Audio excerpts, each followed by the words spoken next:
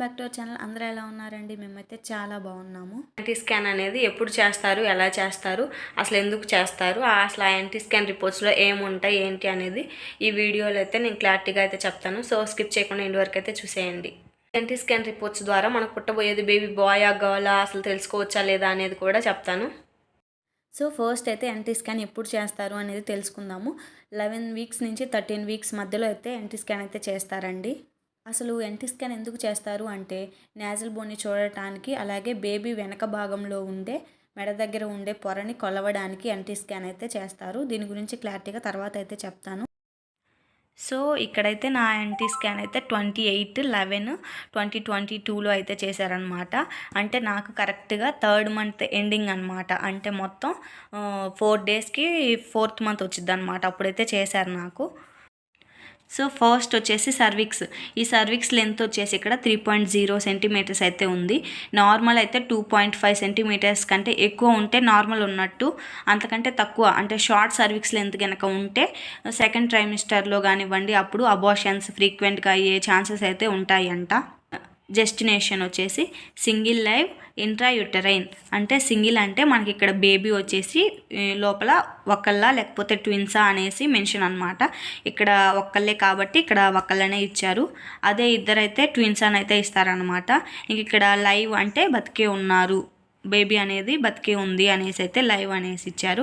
Intra uterine అంటే ఏంటంటే intra అంటే లోపల, యుటరైన్ అంటే గర్భాశయం లోపల ఉంది అనేసి అయితే ఇచ్చారు. అంటే ఒక్కొక్కసారి ఏంటంటే ఈ బేబీ అనేది గర్భాశయం బయట కూడా ఫామ్ అయ్యే ఛాన్సెస్ అయితే ఉన్నాయి కదా. సో అందుకని చెప్పేసి ఇక్కడ క్లారిటీగా అయితే క్లియర్గా మెన్షన్ చేశారనమాట. అంటే బేబీ అనేది గర్భాశయం లోపల బతికే ఉంది అని అయితే దాని మీనింగ్. ఇక్కడ మూమెంట్స్ అంటే నార్మల్, అంటే బేబీ మూమెంట్స్ అనేవి నార్మల్గానే ఉన్నాయి అనేసి అయితే ఇచ్చారు.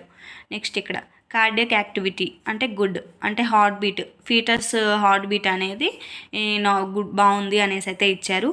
159 అయితే ఉందన్నమాట హార్ట్ బీట్.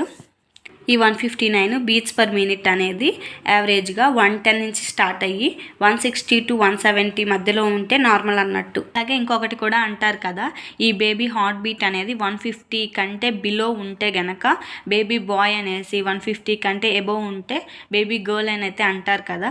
సో నాకు ఇక్కడ 159 అయితే ఉంది. అంటే దీని ప్రకారం చూస్తే బేబీ గర్ల్ అయి ఉండాలి, కానీ నాకు పుట్టింది అయితే బేబీ బాయ్. నేనైతే ఇదంతా ఏం నమ్మనండి.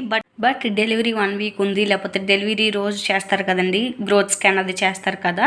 సో ఆ స్కాన్లో కనుక హార్ట్ బీట్ అనేది వస్తే దాన్ని బట్టి మనం కొంచెం 90% అయితే చెప్పొచ్చు. 100% అని అయితే చెప్పను, కానీ 90% అయితే కరెక్ట్ అయ్యే ఛాన్స్ అయితే ఉంది.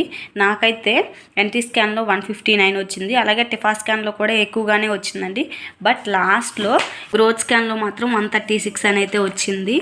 సో నేనైతే అనుకుంటున్నాను కరెక్ట్ ఏమో అని అనేసి. ఇది కరెక్టా కాదా అనేది మీరు ఎవరికన్నా కనుక తెలిస్తే కమెంట్ సెక్షన్లో అయితే కమెంట్ చేయండి.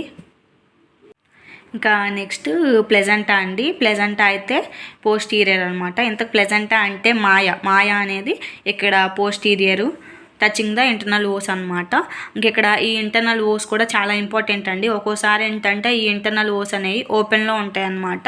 సో అలా ఓపెన్లో ఉంటే చాలా ప్రాబ్లం, ఎందుకంటే స్టిచెస్ వేస్తారు, ఇంకా త్వరగా అబోషన్స్ అయ్యే ఛాన్సెస్ అయితే ఎక్కువ ఉంటాయన్నమాట. సో మనం ఈ ఇంటర్నల్ ఓస్ అనేవి క్లోజ్లో ఉంటే చాలా మంచిది.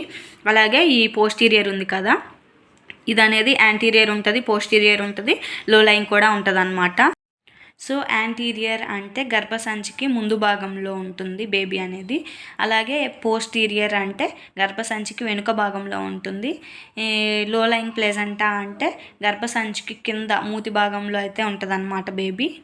ఈ పోస్టీరియర్ యాంటీరియర్ అయినా పర్లేదు, కానీ లో లైన్ ప్లెజెంటా ఉన్న వాళ్ళైతే కొంచెం బెడ్ రెస్ట్ తీసుకోవాలని అయితే చెప్తారు. అంటే గర్భసంచికి కింద అయితే ఉంటుంది కదా అని చెప్పేసి వాళ్ళకి కొంచెం బెడ్ రెస్ట్ చెప్తారు, వర్క్ కొంచెం ఎక్కువ చేయొద్దు అని అయితే చెప్తారు. ఇంకా నెక్స్ట్ వచ్చేసి లిక్వర్ వాల్యూమ్ అనమాట. ఎడిక్యూట్ అంటే కరెక్ట్గా ఉంది అనేసి, అంటే ఎక్కువ లేదు అలాగే తక్కువ లేదు, కరెక్ట్గా సరిపోయింది అని అయితే ఇచ్చారనమాట ఇక్కడ. ఇక్కడ నెక్స్ట్ అయితే ఫీటల్ బయోమెట్రీ అంటే బేబీకి సంబంధించింది అనమాట. ఇది సిఆర్ఎల్ అంటే క్రౌన్ రంప్ లెంత్ అనమాట. అంటే బేబీ యొక్క హెడ్ దగ్గర నుంచి కింద కాళ్ళ వరకు మొత్తం ఎంత పొడవు అయితే ఉంటుందో ఆ పొడవు అనమాట. 6.27 సెంటీమీటర్స్ అయితే ఉంది. 12 వీక్స్ 5 డేస్కి అనమాట ఇది. ఇంకా నెక్స్ట్ అయితే ఈడీడీ అండి, అంటే ఎస్టిమేటెడ్ డెలివరీ డేట్ అనమాట. 7th June 2023 అయితే ఇచ్చారు. ట్రైకస్బిడ్ ఫ్లో అనమాట. నో రిగగ్రిటేషన్ అంటే బేబీ హార్ట్లో గనక ఏదైనా సరే అబ్నార్మాలిటీస్ గనక ఉంటే బ్లడ్ ఫ్లో అనేది సరిగా ఉండదు అనమాట.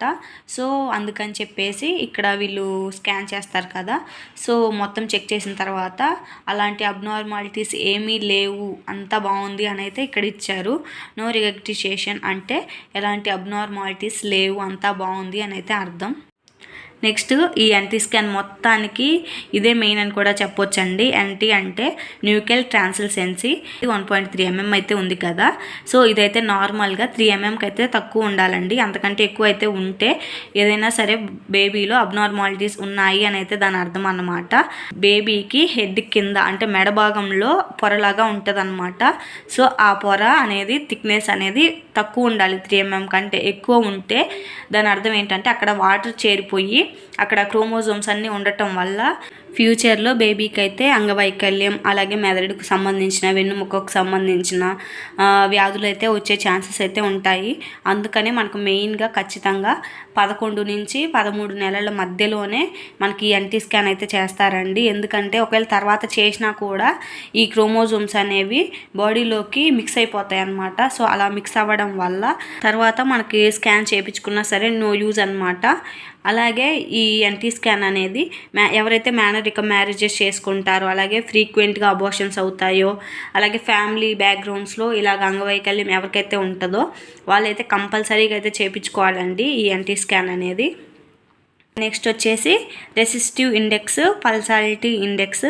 ఇది వచ్చేసి రైట్ యూటెరిన్, లెఫ్ట్ యూటెరిన్ ఇవి గనక అబ్నార్మల్గా గనక ఉంటే ఫ్యూచర్లో బేబీకి బీపీ వచ్చే ఛాన్సెస్ అయితే ఎక్కువ ఉంటాయి అన్నమాట. సో ఇక్కడైతే అన్నీ నార్మల్గానే ఉన్నాయి కదా. ఇంకా ఇక్కడైతే ఇంప్రెషన్ స్టార్టింగ్లో ఇచ్చినవే ఇక్కడ కూడా ఇస్తారనమాట. మళ్ళీ single life foetus of 12 weeks 5 days ఇదేనండి. ఒక బేబీ ఉన్నారు, 12 weeks 5 days ఆ బేబీకి. అలాగే హార్ట్ బీట్ బాగుంది అని అయితే ఇచ్చారనమాట. ఇంక ఇక్కడ growth corresponding with LMP date అంటే, ఎల్ఎంపీ డేట్ అంటే మన లాస్ట్ పీరియడ్ వచ్చిన డేట్ అనమాట. సో ఇంక ఇక్కడ గ్రోత్ అనేది బేబీ పెరుగుదల అనేది ఎల్ఎంపీ డేట్కి ఇప్పుడుతో పోలిస్తే కరెక్ట్గా సరిపోతుంది అని అయితే ఇచ్చారనమాట. ఇక్కడ న్యూకల్ ట్రాన్స్లెన్సీ ఈజ్ 1.3 mm కదా. సో ఇందాక చెప్పాను కదా ఇదేంటి అనేసి. ఇంక ఇక్కడ నాజల్ బోన్ సీన్ చెప్పాను కదండి నేను, అసలు ఎన్టీ స్కాన్ చేసేదే నాజల్ బోన్ చూడటానికి, అలాగే ఇది న్యూకల్ ట్రాన్స్లెన్సీని మెజర్ చేయడానికి అని చెప్పేసి. సో ఇదనమాట మనకు కనిపించింది అని అయితే రాశారనమాట. ఇంకా నెక్స్ట్ అయితే ప్లెజంటా అనేది పోస్టీరియర్ అని అయితే ఇచ్చారు. ఇంక ఇక్కడ సర్విక్స్ లెంత్ కూడా 3.0 centimeters అని అయితే ఇచ్చారు. ఇక్కడ ట్రైకస్బిడ్ ఫ్లో అయితే చెప్పాను కదండి నేను మీకు ఇందాకే, అది. ఇంక ఇది లాస్ట్ అయితే నార్మల్ డక్టస్ వినోసస్ వేవ్ ఫార్మ్స్ అని అయితే ఇచ్చారు కదా. అసలు ఏంటిది అంటే మనకి ఇప్పుడు మదర్ నుంచి బేబీకి బ్లడ్ ఫ్లో అవుతున్నప్పుడు ఈ డక్టస్ వినోసస్ ద్వారా అయితే ఫ్లో అవుతుంది అనమాట. సో ఇలా ఫ్లో అయినప్పుడు బేబీ హార్ట్లో కనుక ఏవైనా సరే అబ్నార్మాలిటీస్ కనుక ఉంటే అలా ఉన్నప్పుడు ఈ బ్లడ్ ఫ్లో అనేది రివర్స్ అవుతుంది.